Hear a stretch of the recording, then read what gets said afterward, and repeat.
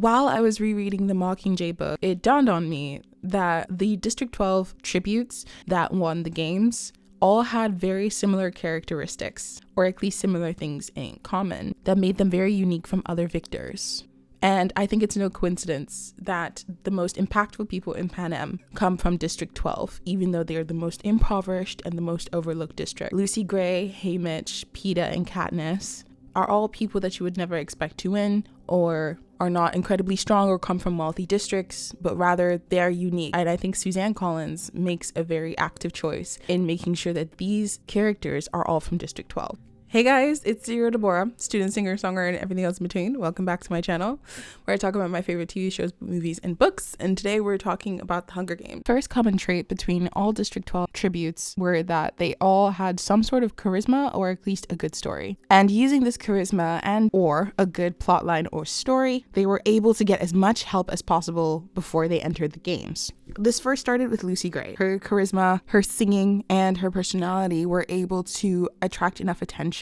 And thanks to Snow's help by shaping her and molding her, she was able to attract enough attention to get as much help in the games. Arguably something that definitely is the lifeline of a lot of the tributes when they're in the arena. Lucy Gray used her wit, her charm, and everything she possibly had instead of brute force to be able to help her win. This same characteristic can be extended to Haymitch. As far as we know, for now, before Sunrise on the Reaping, Haymitch definitely had a more arrogant, cocky sort of countenance before he entered the arena. In the tapes that Katniss and Peeta found about Haymitch, Katniss actually is very much aware of this, where she quotes him taking a more arrogant, cocky look to charm the crowd. And the crowd falls for it. Having charisma is also something that Haymitch constantly told Katniss to try and have, because he understood the importance of having a personality so that sponsors can help you while you're in the arena. It also shows us that Haymitch, while he wasn't the best of mentors, he definitely tried his best, and he was aware of what was necessary on a social level to connect with others.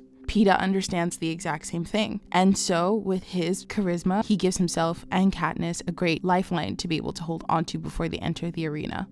Another common characteristic that all the District 12 tributes share is that they have all outsmarted the games in some shape or form, and therefore have outsmarted Snow. Again, we can first look at Lucy Gray. While she needed Snow's help to be able to complete the games, once she was out and understood that Snow was much more of a dubious person when they were in the woods, she was very smart in running away and never coming back. She was one of the first few people that was able to outsmart Snow. And this singular event is one of the final catalysts in pushing him back to being the important figure that he became when it came to developing the world of the Hunger Games, and eventually becoming the president of Pan Am. Haymitch, while we don't have the complete full look of the Quarter Quell just yet in the games, he was quickly able to understand that the arena was not as foolproof as everyone thought. And being able to use that little glitch in the system with the axe, he was able to win. Haymitch finding the little glitch in the arena, while it was significant to him winning the games, and to the average person it might not have been that big of a deal outside of that, the truth is that in the system of Pan Am,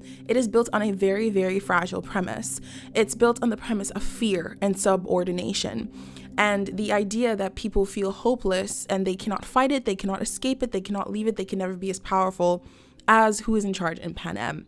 And with Haymitch finding this glitch, in my personal opinion, I think it sparked something. It sparked something that would eventually become a domino effect down the line. These little moments in which District 12 victors win, even though they are few, it always sparks something known as hope.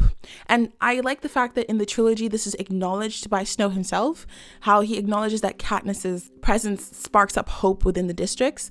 I think Haymitch, while it wasn't in the same way and it wasn't on the same level, I think it sparked something, and Snow recognized it, but at that time he was able to diminish it and destroy Haymitch's life, versus when it came to Katniss, and her actions sparked up hope and also empathy, alongside with the fact that District 13 was already planning a rebellion, was the perfect catalyst to ending the world, the totalitarianism of Pan. This trend would also continue with Katniss and Peeta. Katniss's little trick with the berries was another nick and disturbance in the Hunger Games, outsmarting the games, and therefore by outsmarting Snow, it exposes the shaky premise that Pan Am was built on. Unfortunately, because of the fact that these victors were able to outsmart the games, and therefore Snow himself, they would eventually become Snow's own personal target. Besides the fact that District 12 was one of the most impoverished and they didn't really have much or have opportunities to train, I also think it's one of the reasons that there was very few victors from District 12 in the first place. When all of your life you've grown up impoverished, You've never been able to rely on brute force or resources or wealth. You use everything that is available at your disposal. This makes the only few District 12 victors very creative people or very out-of-the-box thinkers. At the same time, this also makes them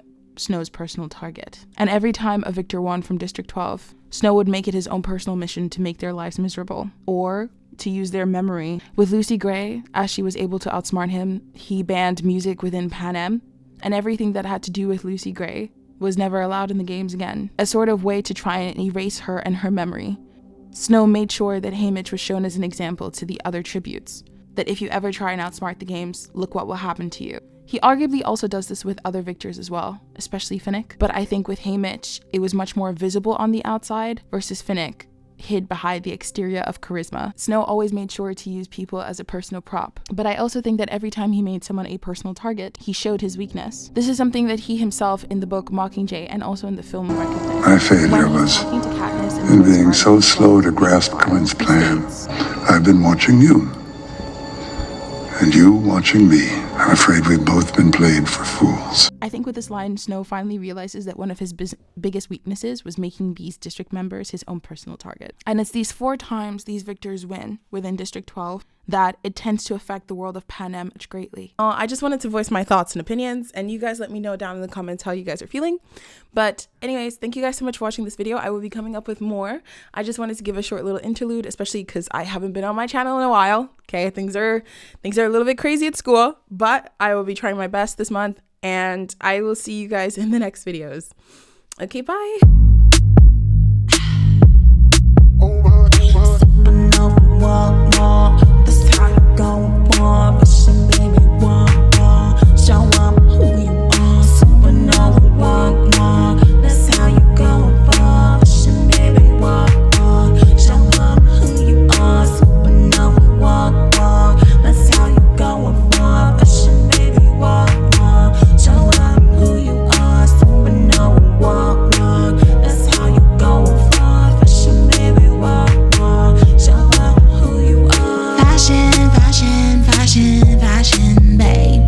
It's incredulous, you're the best, you know it, babe.